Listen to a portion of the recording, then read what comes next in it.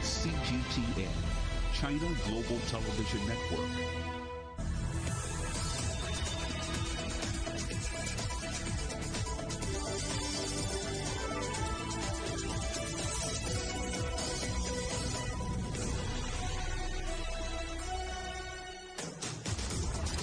Hello and welcome to Global Business Europe, live from CGTN in London. I'm Jamie O. And I'm Robin Dwyer. Our top stories. Her last visit as leader. Chancellor Angela Merkel tells Boris Johnson Germany hopes to open to Brits who've had both vaccines. America's longest war after nearly 20 years. US and NATO troops leave Afghanistan. 130 countries agree to a minimum corporate tax rate to make big companies pay their fair share. But not everyone is signed up. Wildfires destroy a town in Canada's heat wave as the country records its highest ever temperatures. And I'm at one of the UK's largest agricultural shows to see how Chinese technology could be changing British farming. People in the UK who have been double vaccinated may soon be able to travel to Germany without quarantine. That's the message from Chancellor Angela Merkel, who's in the UK for her final official visit before stepping down. British Prime Minister Boris Johnson urged the reopening of EU travel during his talks with Merkel. Our correspondent Naweed Jabarkil is at Westminster for us. Naweed, so what came out of these talks? Lots of this was about symbolism, Jamie. Boris Johnson said that once the UK leaves the EU, it'll still be able to have strong relationships with EU members. And there are few as strong as Germany, the strongest economy, at least, in the European Union and a major power. Boris Johnson saying that about 750,000 Brits go to work for German companies every day. And similarly, on the other hand, over in Germany, it's also the UK's second largest trading partner. So this is an important relationship for Boris Johnson to try and take forward. But in terms of the challenges, those were also discussed at the official country residence of the British Prime Minister in Chequers, about an hour away from London, at Chequers, where this meeting took place. And high on the agenda was travel and COVID-19. It was reported ahead of Mrs. Merkel's visit that she'll take a tough stance and push for a ban on UK holidaymakers going to the European Union because of the rise in Delta variant cases here in the UK, which could be taken to elsewhere in the continent. But speaking shortly after their meeting, Mrs. Merkel did seem to offer some hope for holidaymakers. As you know, we're reviewing continuously our travel restrictions, and we think that in a foreseeable future, those who have received double jabs will then, according to our classification, and now Britain obviously is a high incidence area, will be able to travel again without having to go into quarantine. We would like to encourage people to be vaccinated. In the beginning, we didn't have that much experience with this variant, but we're dealing with it. It's not only Germany that imposes travel restrictions. The United Kingdom, too, has done quite a lot in order to protect its own citizens, and that is a continuous learning process. That will be welcome news for a lot of British people looking to potentially go on holiday, particularly with the UK set to lift its coronavirus restrictions on July 19th, the majority of them here in England, at least anyway. Must be said, Mrs. Merkel does have to sell this to the rest of the EU as well. Just because she's made these comments, it doesn't mean that the other 26 member states will be willing to adopt the same sorts of policies. And in terms of the other major issue discussed, it was Brexit and trade. The Northern Ireland Protocol has led to concerns after the UK's departure from the EU. It's led to extra checks on goods going into Northern Ireland, and it's led to political tensions in the country. And on that front, both leaders said they wanted the issue to be resolved, but no clear breakthrough there. Jamie. Today is the end of an era. Tell us more about Chancellor Merkel's final visit to the UK. Yeah, well, believe it or not, her 22nd visit to the UK as German Chancellor. All the way back in 2005, she took on that role, and few would have thought she'd remain in the position for as long as she has, 16 years. During that time, she's seen a range of prime ministers change in the UK. She's also seen the UK leave the European Union, another thing that many people wouldn't have thought possible back in 2005. In a sign of the respect afforded to her here today, she also got to address the UK cabinet, senior ministers in Boris Johnson's government. The last foreign leader to do that was US President Bill Clinton all the way back in 1997. As the politics sweeps up, she goes on to meet the Queen at Windsor Castle, the second time she's met the British royal and dined with her in less than a month. This is expected to be a much more intimate affair, I think, than what's happened last month at the G7 summit, and perhaps a fitting end to Merkel's last UK trip, given the legacy that the German leader is likely to leave behind. Louise Jabarkle in Westminster, thank you very much. Fears over the Delta variant of coronavirus prevalent in the UK have prompted Spain to impose new restrictions on travellers from Britain. From today, passengers will either have to show a negative PCR test result or proof that they're fully vaccinated. Let's talk now to our correspondent Rahul Pathak in Madrid. So, Rahul, Spain's tightening the rules on Britons travelling to the country. Why does it matter and why now? Oh, hello there. Well, it's significant because Spain was one of the only destinations which welcomed UK travellers, UK holidaymakers, with no restrictions on arrival. But and it's also significant because we're slap bang in the middle of high season, the peak season. So those restrictions are going to have a huge impact on those numbers. Britons come here in huge numbers. They come to Spain. They love coming to Spain. They spend the most money once they're here. So this would not have been a decision that the Spanish government would have taken lightly. And what is so frustrating for the tourism sector here is that it was showing good signs of recovery. The number of foreign tourists coming to Spain rose to 1.36 million in May. That's up from virtually zero in May 2020, of course. And just yesterday, though, the WHO said COVID-19 infections had risen by 10% in a week in Europe. That's after 2 months in decline. So I think Spain felt it had no other option but to bring in these new restrictions. And Rahul, having been placed on the UK's green travel list, this must be frustrating for businesses in the Balearics reliant on tourists. Yeah, it really is a case of one step forward, two steps back, because in the Balearic Islands, so like Ibiza, Mallorca, places like that, they've been put recently on the green list, so that the UK government's green travel list. So that meant they could go to those destinations without having to quarantine on their return. Now, I'm sure that these new rules that Spain have brought in will make Britons think again, is it worth the hassle? Is it worth the expense of travelling to Spain now? And for those places in Ibiza, in Mallorca, it's going to be hugely frustrating because pre-pandemic, 26% of all the money generated by tourism came from British tourists. So this is going to be a huge blow for that industry. Rahul Pathak, thanks very much. Well, as Rahul was outlining there, travel restrictions are, of course, a major problem for the entire airline industry as it tries to flee the financial black hole caused by the COVID crisis. Willie Walsh, the new director of the trade body IATA, told CGTN's Stephen Cole that governments across the world had not been swift enough to react to changing circumstances. The crisis we face now as an airline industry is not really a crisis as a result of the pandemic. That bit was during the early phases. What we're facing now is a crisis because governments continue to apply restrictions on people being able to travel, particularly travel internationally. And our argument is very simple. The risk environment we're operating in today is completely different to what we faced 15 months ago. 15 months ago, we were dealing with an unknown. 15 months ago, there was a genuine fear that health systems would be overrun, that hospitals would not be able to cope with the number of people contracting the virus. That's not the case today. Yet the restrictions that governments put in place remain in place today, while the risk environment has significantly reduced. What we want is a sensible testing regime for people who aren't vaccinated, because we can't have a world where only those who are vaccinated are able to travel. You know, there are many people who haven't had access to vaccines, many who are unable to take the vaccine. So we have to have systems in place that will enable those people to travel as well. Germany is recommending a COVID vaccine switch for anyone given AstraZeneca as a first dose.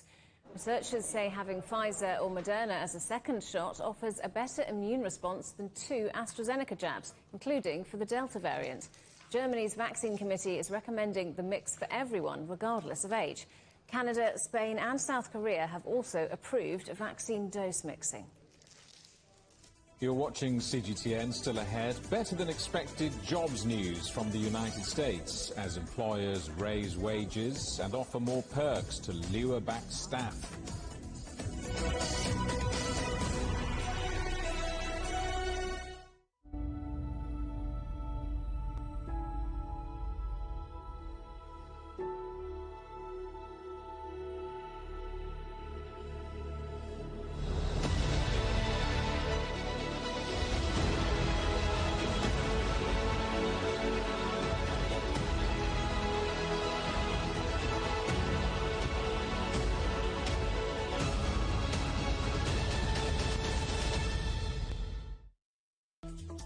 Search CGTN Europe wherever you get your podcasts to subscribe to The Agenda podcast. The Agenda with me, Stephen Cole, always gets to the heart of the story. Just subscribe today and listen now. Covering the world from 4 continents. A new horizon. Teams in Beijing, Washington, D.C., Nairobi, and London. Who connect, interact, and inquire to bring you the stories that matter to all. The Link, only on CGTN. Facing the unknown is always difficult. In a world in turmoil, it's easy to lose orientation. But when the storms come, we have to see the possibilities, reinvent, find new opportunities, discover a path forward. CGTN. See the difference.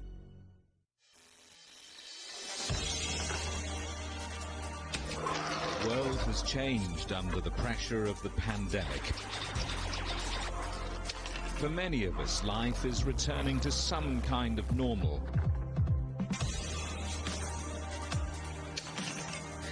As we're adapting to changes in all of our lives, let Global Business Europe be your guide to the new normal.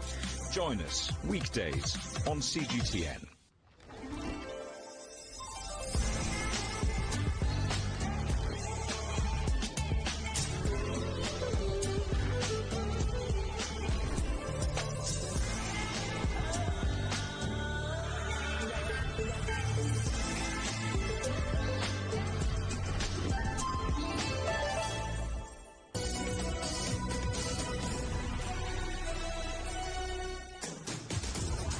Welcome back to Global Business Europe.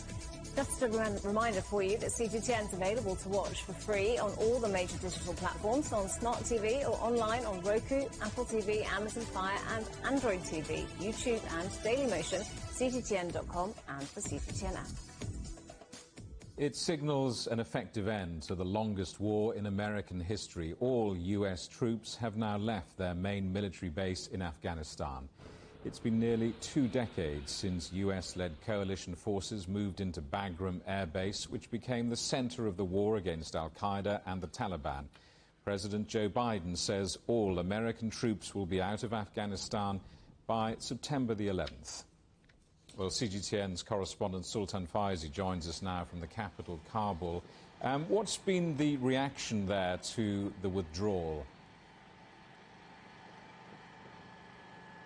Ministry of Defense announced and confirmed that they have taken over charge for the Bagram Air Base, and there will be a ceremony tomorrow, an official ceremony handing over the base to the Afghan forces.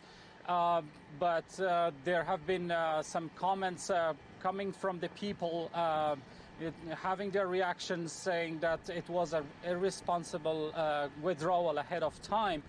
Amid a widespread level of violence across the country. So it was a major blow for the people, but not for the Afghan government, because the Afghan government was aware of that and has been working on this. It was not a surprise for them, but people were not expecting this withdrawal because Taliban have reached the gates of many major cities and the level of violence has spread a lot. But also there are a group of people seeing this withdrawal as an opportunity for those politicians or Afghans who are trying to approach a consensus for a political settlement and managing this crisis for Afghanistan's future. But it seems there is a long way for that since there is no agreement on peace talks or there is no progress in peace talks. So Bagram Air Base has been a symbol of war on terror for the Americans, and it used to be a place of torture for Taliban inmates who were there as well, an opportunity for those contractors that have been supporting logistically that base. So it was a very important event last night that the U.S. troops left this base very discreetly and quietly. So there are concerns about what will be next if this will continue in a very lower level as well, because we have left some other international troops still in Afghanistan. Well, as you intimate, the big question is, of course, is the country capable of looking after itself? What is next for Afghanistan after this historic withdrawal of US and NATO troops? It's a very important question, because the government is saying will be a managing of consequences.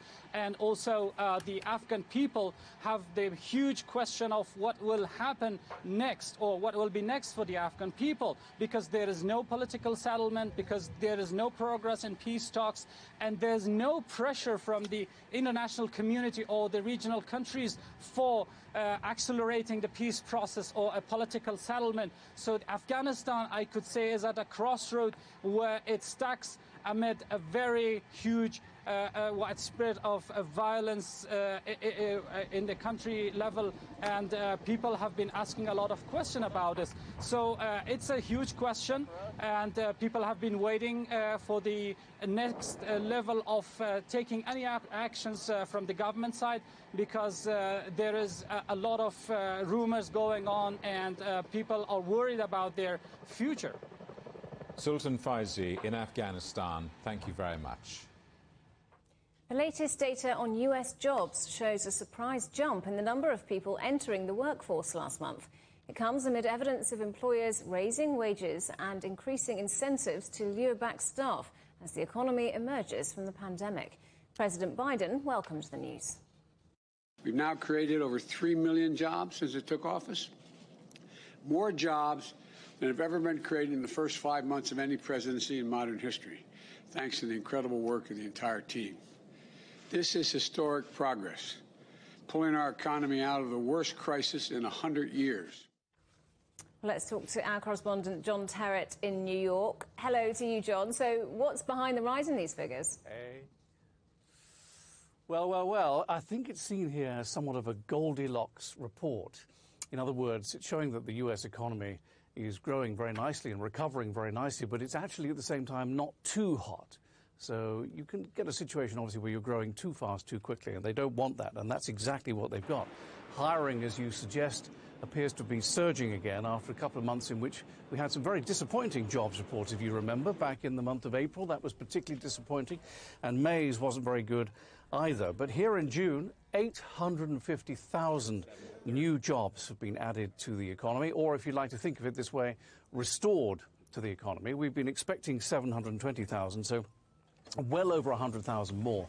Now, the unemployment rate, rather mysteriously, went up again to 5.9%, when I've been expecting it to go down to 5.6%.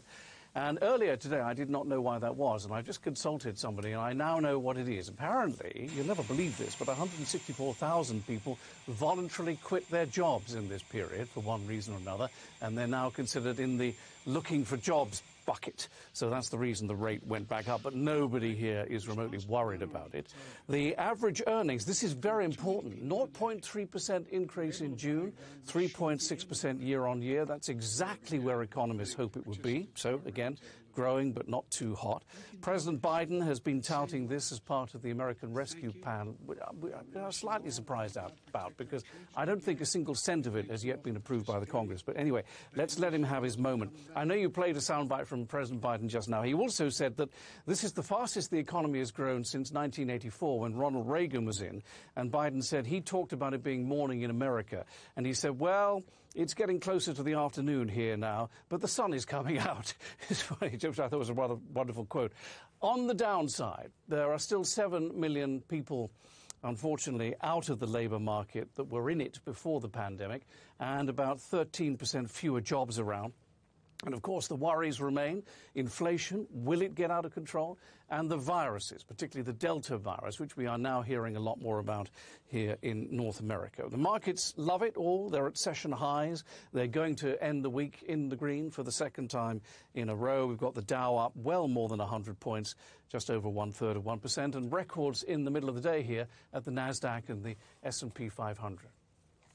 So, John, markets hitting highs maybe, but let's talk about Didi. We talked about that earlier this week. Their shares not at highs. They've now fallen after making their US debut amid reports of a probe by watchdogs in China. Well, indeed, and this, of course, was the second biggest Chinese IPO, ADR, here in New York since Alibaba came to market back in 2014. It was priced at $14. They made $4.4 billion before they even traded. When they did trade on Wednesday, they came out at $16.65. Couldn't hang on to that, though. It fell down to $14.14, a decline of around 14%. And one reason for that is exactly what has just happened. The regulators getting involved, in this case the Chinese internet regulator. Now, Didi says, look, our business prospects are great, our future is bright, we're going to invest 30% of the IPO money into developing key overseas markets. We also have just under 500 million active users, so it's a very, very big company with enormous prospects. But unfortunately, now that the regulators are involved, there will be no one signing up for the app until the investigation is over. We don't know how long that's going to be. Didi says it will cooperate fully on the cybersecurity issues that the internet regulator in Beijing actually has. But the shares are down 7%. They're down 6% now. They fell 7% in the pre-market. And I will tell you, I'll tell you this. I said it in the Beijing program an hour ago, and I'll say it again now. People here say, you couldn't have mentioned this 2 days ago? That's the attitude here. Back to you. John Terrett in New York. Many thanks. The world's leading economies have agreed a breakthrough deal that will force multinationals to pay a minimum rate of corporate tax, regardless of where they're headquartered. The new 15% benchmark rate was approved by members of the OECD after days of tense negotiations in Paris. It should mean that within 2 years, some of the world's most profitable companies will be paying at least $100 billion more in annual tax than at present. But not everyone is happy. Well, let's talk to one of the country's leading economists, Gerard Lyons, who joins us now. Good to see you. Welcome. First of all, your reaction to this? Well, pleasure to be here. Well, there's a number of ways to react to this. First, the interesting thing is that there is now a global tax. It reflects the impact of globalization. In the globalized world, it becomes very difficult to tax those things that are mobile, whether it's high-skilled workers who move or multinational companies. So the fact that we are now where we are shows that countries have grouped together to address an underlying issue. The fact of the matter, though, is that not all countries are happy about this. There's 137 countries who are part of the G20 OECD group called BEPS. Base, it sounds quite complicated, base erosion and profit shifting. They're worried about the fact that they won't be able to tax companies that do business in their own country. So overall, just a small number of countries objected, but overall it's approved by the vast majority. Big corporations are very skilled, as we know, at avoiding tax or evading tax, whatever you want to call it. I mean, that's not going to change, is it?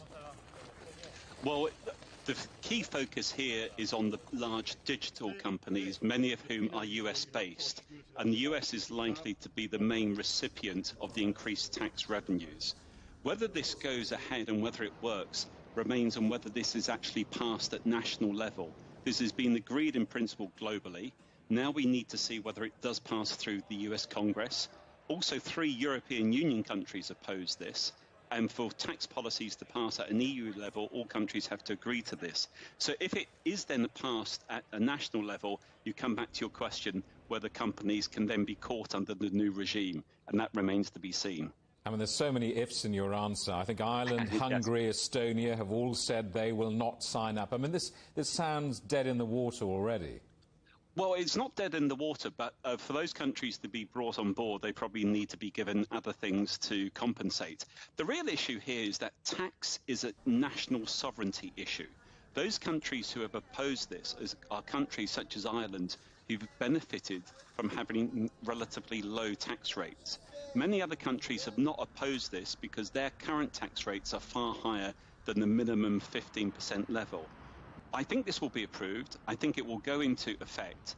The question, though, is whether this 15% starts to creep up in future years. And if it then does that, then more countries will start to either regret having signed up to it or oppose it in the future. And what about the timescale? What about this ambition that this is sorted in the next 2 years? That's not realistic, is it? Well, it's quite possible, actually, if the US and if the EU do approve it at national and regional level.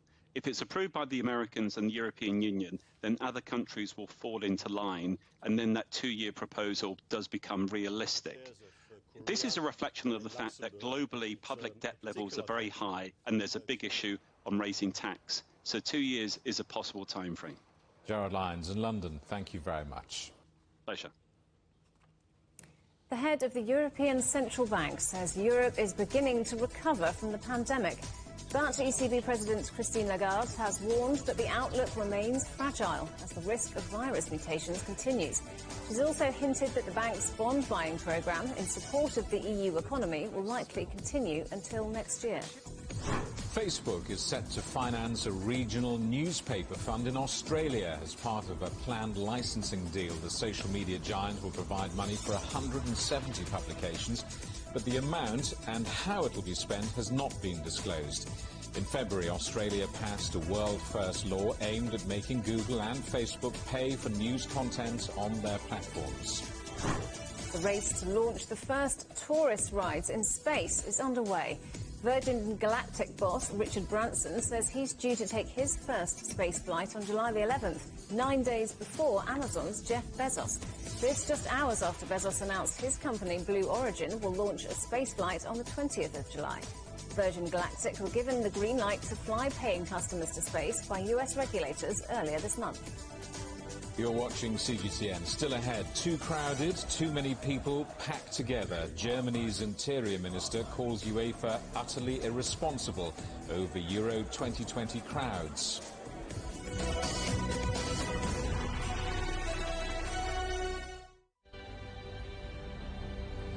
The EU's digital COVID certificate, which offers the promise of unlocking hassle-free travel around Europe this summer. In less than 2 weeks' time, the Czech border will also open to all EU and Serbian citizens. 4.4 million Hungarians received their first dose of COVID vaccine. 18 and over can receive the COVID-19 vaccination, but it does come with conditions. Third wave will probably take longer to emerge. This vaccination centre is part of a massive effort to try and drive down the numbers of the new variant that was first identified in India.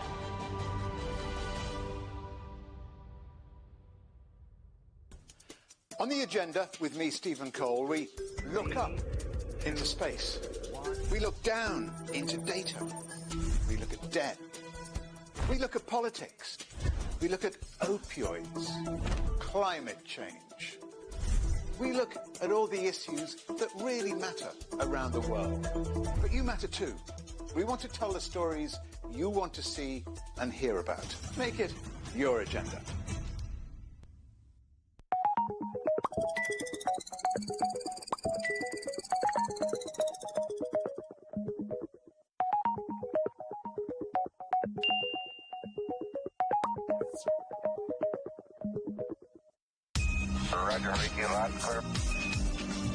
We can try out the wild and crazy ideas. Nothing can stop an idea whose time has come, and this idea is coming. I actually feel quite comfortable in isolation. We should all be very busy when we're trying to save the world. Awesome! We hope it will happen. We have to live in hope. The agreement is signed. But what is the real deal now the UK has left the EU? For trade, for business, for the city, for ordinary people. Make sense of Brexit with CGTN.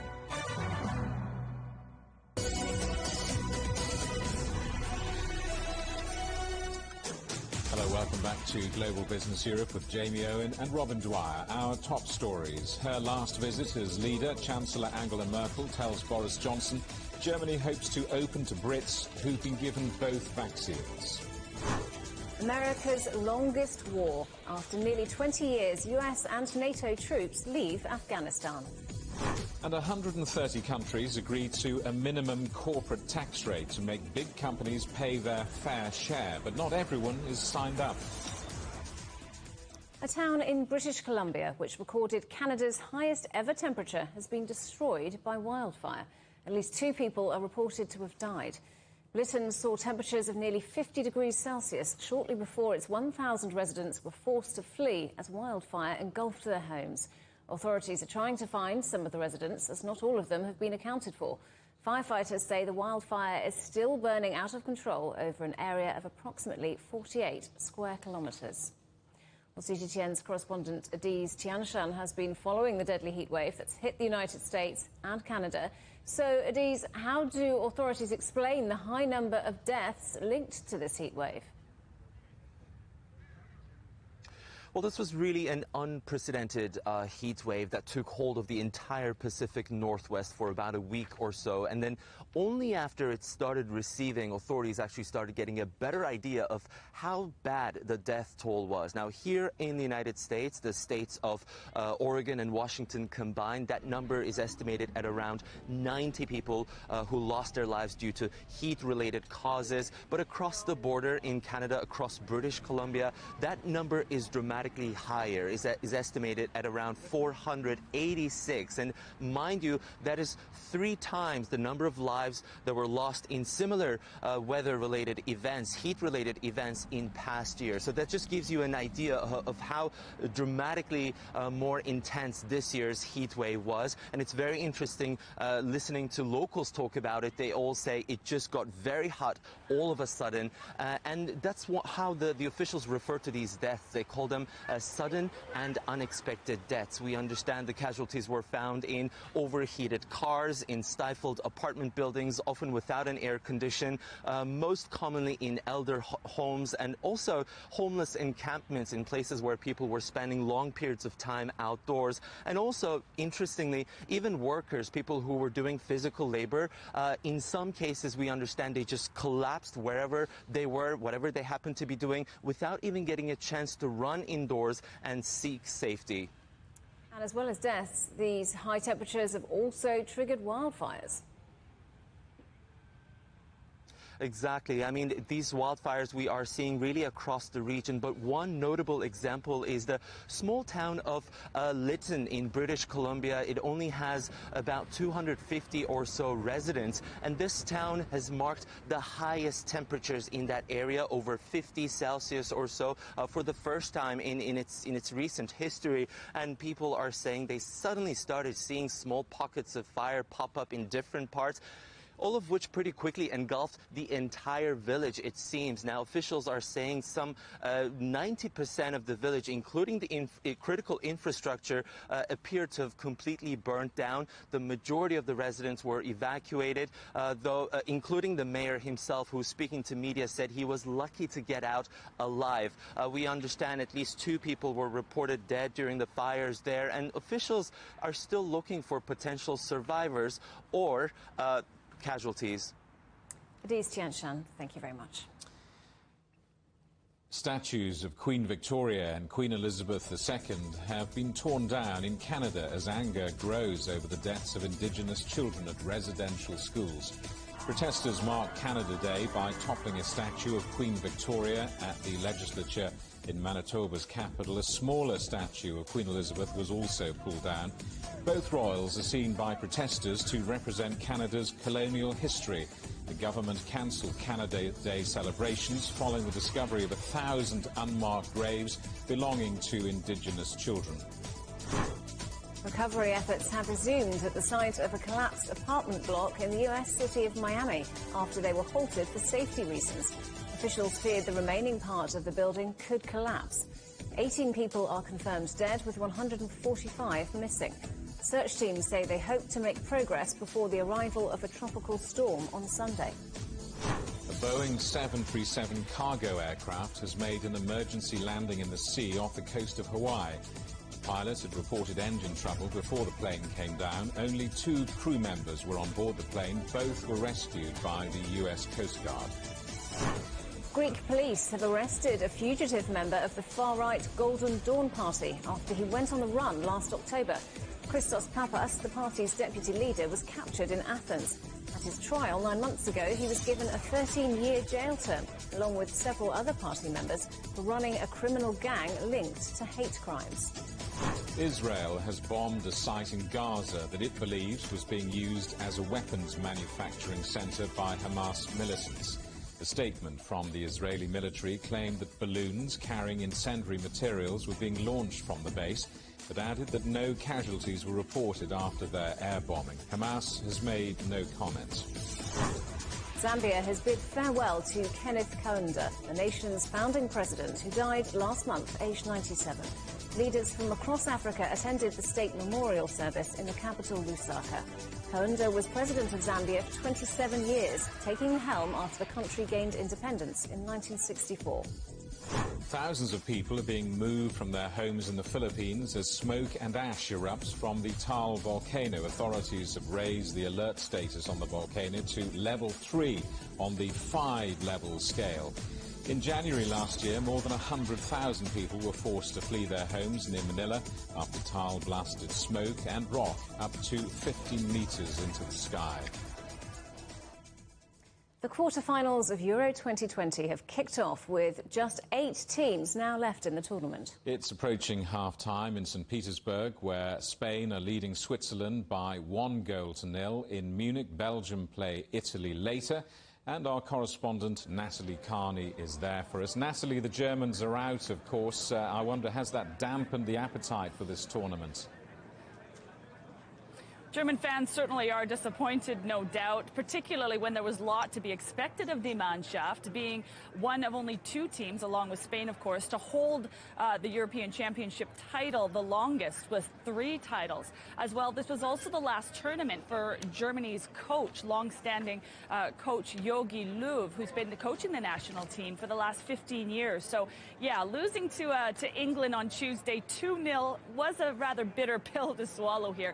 But German fans did take some comfort in the fact that other big-name teams were also out in the round of 16, including France and the Netherlands. But tonight's game here in Munich at the Allianz Arena is going to be a big one. 2 very, very strong teams. It's the 5th time for Belgium and Italy to come face-to-face in a major tournament. Of those games, Italy won 3 and tied 1.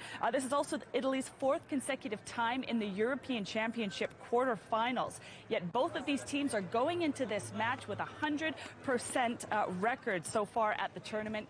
Needless to say, the energy here is alive, and I would have to say, even though the Belgians are a little more quiet, there's probably an equal proportion of Italian and Belgian fans here.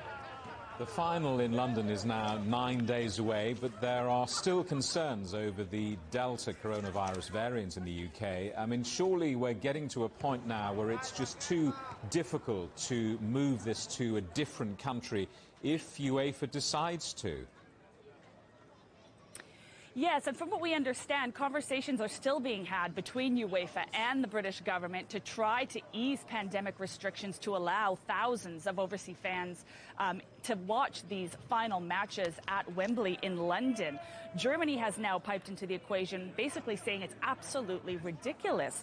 The country's interior minister, Horst Seehofer, has condemned UEFA for what he sees as pushing for larger stadium crowds, saying he cannot explain why UEFA is not being sensible and calling their position utterly irresponsible. UEFA, for their part, does say that it's up to the individual cities to put forward and determine the crowd size and COVID measures, but they have also not ruled out potentially even moving the final games, despite them only being 9 days away, from London to another venue that may accompany larger crowds. Germany, for its part, has been taking it very, very seriously. There's only about 14,500 fans allowed in the Allianz Arena. That's about 20% capacity. Whereas Wembley, for instance, 60,000. And then if you look at Budapest, for instance, they're permitting a full stadium. As well, testing and mask wearing also differs between the venues. So, yeah, these games have not yet become a super spreader, as some people have feared, but there certainly has been quite a number of cases that have been linked to particular matches.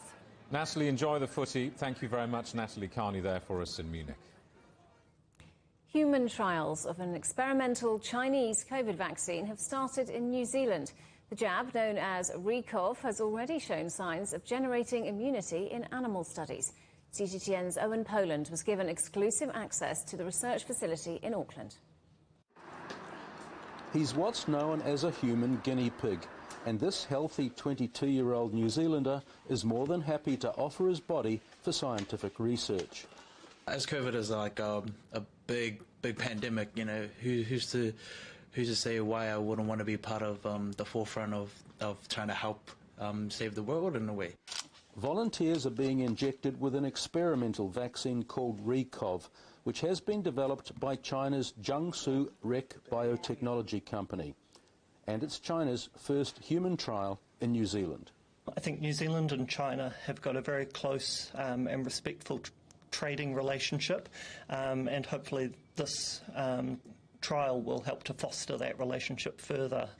Over the next 12 months, volunteers will have regular checkups and blood samples taken to monitor the development of antibodies. What is the difference between this vaccine and the one that's already been marketed? Oh, so the big advantage which they think that they have with this one is that it may cover people better for the emergence of new variants of the virus. The new vaccine involves advanced protein engineering that attacks the spike protein on the COVID virus that attaches to human tissues. And that means that you can build up a better immune response to multiple parts of the virus and hopefully respond better and quicker to it should you encounter the virus in the future. The initial trial involves 100 volunteers here at this Auckland clinic and at another clinic in the South Island city of Christchurch. And if the results are promising, a much larger Phase 2 and Phase 3 trial involving thousands of participants could also be held here in New Zealand. The groundbreaking trial has been made possible because New Zealand is COVID-free and has a long history of international research. Unlike other COVID vaccines that rely on extremely cold refrigeration, the new Chinese vaccine can be stored and transported at room temperature for more than a month, which makes distribution easier. And if it works, Simi says he'll have bragging rights over his friends. If I have the right vaccine and all that, then yeah, that's like, man, kind of like a superhero in a way. And he's already a hero for taking part. Owen Poland, CGTN, Auckland. Still ahead, a brush with London's art scene. Online sales make up 25% of the global art market, but some people still want to get up close and personal. I'm at London's first in-person art fair of the year, where they can.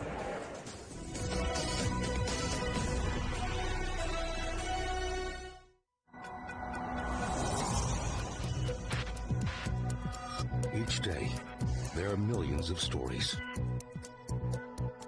Each one can open new perspectives, new possibilities. Wherever you look, we are there to see, discover, explore. We put the pieces together to find what really matters to you, all around the world, all around the clock. Our reporters are at home across the globe. From our headquarters in Beijing and production centers in Washington, Nairobi, and London, China Global Television Network. Stories from across the globe, reaching people across the globe.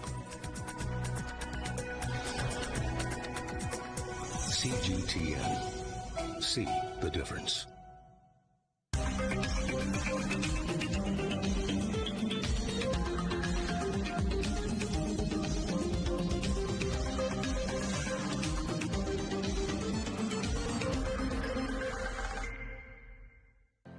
Mari, what would you say is a good question? Stephen, I'd say it's one where there's always more than one answer. The Answers Project is a new podcast series from CGTN Europe.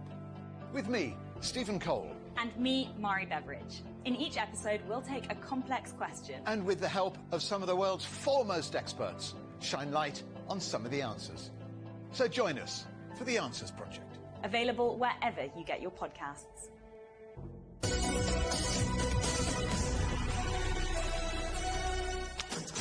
Hello, welcome back to Global Business Europe. Farming could get a helping hand from above. A major Chinese manufacturer of drones is hoping to launch into the European market.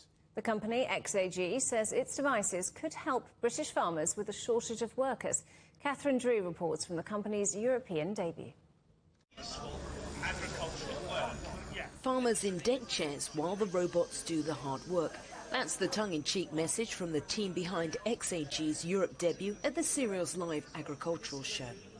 The hope is that UK farmers will see the potential for electric-powered robots to take on tasks such as spraying pesticides with precision, meaning less chemicals used, while their lightweight means less wear on the soil. There's pressure on the environment to reduce carbon, to reduce chemical usage, and nobody else has a solution for this. China and XAG in particular are miles ahead of the competitors because they've been working with this technology since 2013, and we are introducing some of the great advances they've made to the UK market. It'll take time, but we're patient. Since 2018, XAG has partnered with Harper Adams University in Shropshire, which specialises in bringing technology, including autonomous robots, to the agricultural sector. Researchers there believe ag-tech developments could see the UK follow China in farming smaller areas more profitably. Their idea of utilising more of an Uber-style app where you request your field to be covered in a plant protection product is very much the idea of a contractor coming and doing that job. The farmer who owns that land doesn't come in any contact with chemicals, doesn't have to have the spray licenses, and doesn't have to own the machine. Technology allows that new step change of not having to own all the agricultural equipment and allow you to farm a smaller area more precisely and make it work.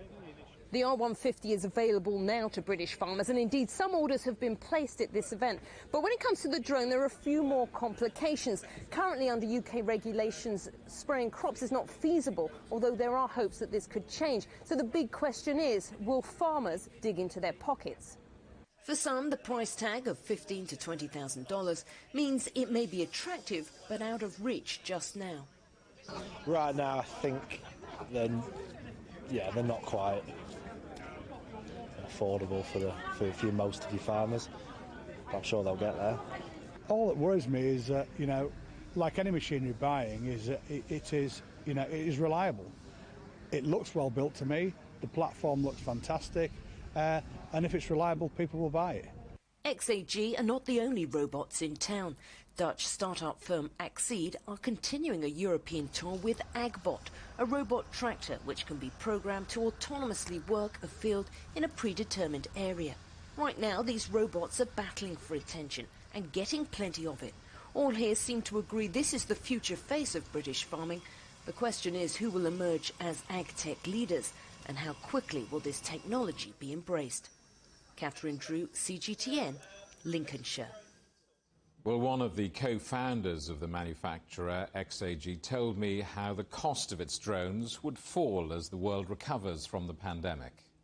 As the scale of drone operation is going bigger and bigger, the production cost of drone and robots is going down very fast. However, we are facing a global shortage of chips and materials. So due to the COVID-19, in this moment, the price of the drone is still pretty high. But I do believe after 1 or 2 years, that the cost or the price of the drone will go down very much. What's been the experience in China in terms of jobs? I mean, I'm guessing that drones and robots are taking the jobs of people who work in rural communities. Not really taking the job away from the rural community, but to replace the labor shortage, because every year in China we have about 12 million people moving from rural countryside to the cities, and we still need people to work in the farmland to feed us. So drones and robots now are replacing the leftover jobs to solve the labor shortage issue now in China. There's a huge cultural difference in terms of the use of drones and aerial spraying in the UK and in Europe. Aerial spraying of chemicals is by and large prohibited. Australia, New Zealand and China allow aerial spraying by aircraft and drone. That's a big problem, isn't it? Yes, it is a problem. The different countries and regions have different regulations among drone spraying. But if we think drone as agricultural machinery, it is no different than manual spray on the ground or a tractor spray. Now, the British government says it welcomes high-tech solutions to rejuvenate many dying rural communities. It's even offering thousands of pounds to older farmers to retire. But many young people are simply not attracted to life in the countryside. I wonder if technology changes that. There's something sexy and exciting and new about technology, isn't there? Yes, the technology is sexy, and because drones, robots, and AI are helping the farmers to be able to manage larger size of the farmland, their income will increase substantially.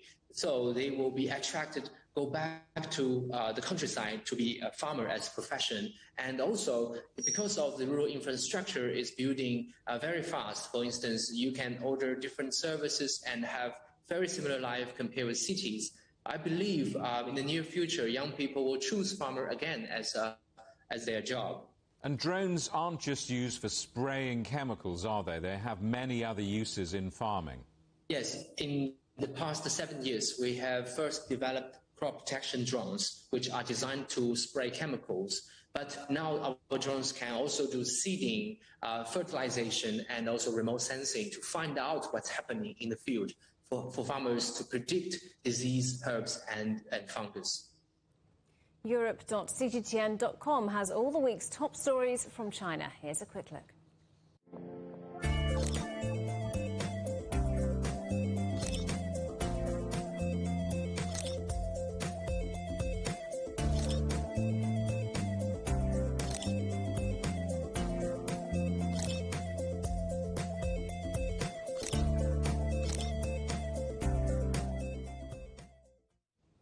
More at europe.cgtn.com.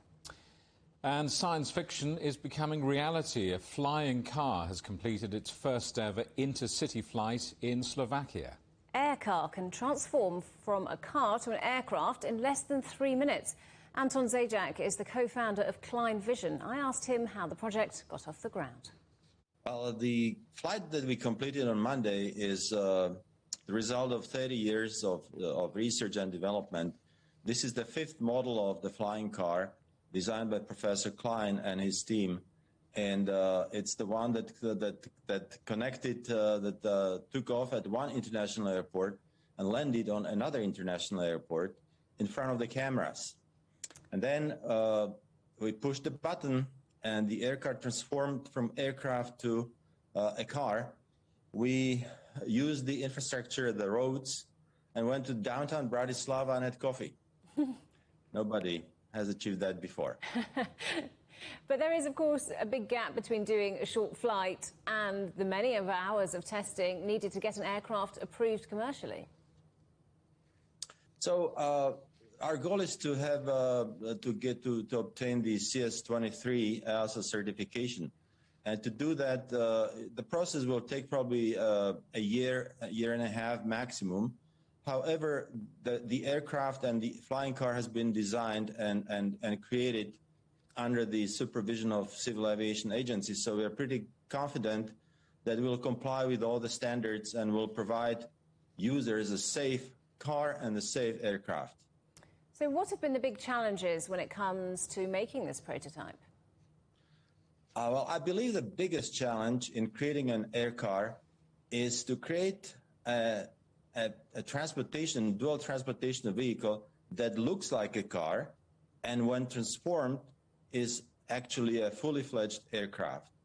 And to do that, we had to design a special transformation process, which we patented, and it works within 2 minutes 15 seconds. You push a button and you transform an aircraft into a car. So who do you think could use a vehicle like this? Who will be buying it? There's 220,000 owners of private planes in the United States. Our goal is to convert at least 5% of those into buying a flying car. Flying car is very convenient compared to just an aircraft. There's about 30 million taxis across the globe, and we have a goal to convert 0.01% of those into flying taxis. So do you think that flying cars will ever be truly mainstream? I don't think so. I don't think so, but they will be an alternative way of getting from one Hawaiian island to another Hawaiian island. They will be available for anybody who needs to get from a place with road infrastructure to a place where there is no road infrastructure. And there's many such places across the globe. So there is a good use of air car. Let's order one each. London's first in-person art fair of the year is underway. The other art fair showcases the work of emerging artists and provides them with a platform to sell direct to the buyers. Juliet Mann went along. All shapes and styles and price points. This showcase of contemporary art's new talent is a feast for the eyes. And as the first in-person London Art Fair of the year, a symbolic moment. For the artists, it's great because they get to meet their collectors face to face. They get to build relationships with them. They get to sell directly to them. And I think that's what's unique about the other art fair compared to other fairs where it's typically the gallery, the sales guy from the gallery who'll be selling the work. The pandemic forced many art fairs to cancel and galleries to close, at least temporarily. So business moved online. Online art sales doubled to a record $12.4 billion in 2020. But that wasn't enough to change the big picture. Already in decline pre-COVID, the global art market overall fell 22% in value last year to $50.1 billion. That's a long way from the 2014 peak of $68.2 billion. The lack of art fairs has been a big challenge to the art world's ecosystem. Artists are glad to be back. The art exists when it meets people, otherwise it's just some plastic in a box in my studio. It needs people for really to exist and thrive. So I think I've really missed that connection with people during the pandemic. I suppose with a gallery, you buy it because you like it straight up. But when you're buying from the artist, you're investing in the artist. You know where they are, where they're from, why they're doing it. And I think that is more important. And did I see you already make a sale a moment ago? One. I think I made two. It's been amazing. Yeah, no, I think there were two or three, hopefully. A couple of others that looked like they were on the line, and I'll reel them in later. Pandemic trends from more remote working to home buying have sustained the art market, prompting opportunity for artists to grow their digital footprint. But there's nothing like the buzz of seeing art up close. It's so interesting listening to the chatter about the stories behind each work. But there's a recognition here too from the artists that online wasn't just a pandemic stopgap.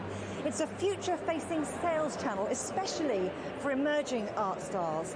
Even this event goes virtual after the real-life exhibition ends. Juliet Mann, CGTN, London. Our main headline again. Angela Merkel tells Boris Johnson Germany hopes to open to Brits who've been fully vaccinated. And that's it for Global Business Europe. Thank you for watching.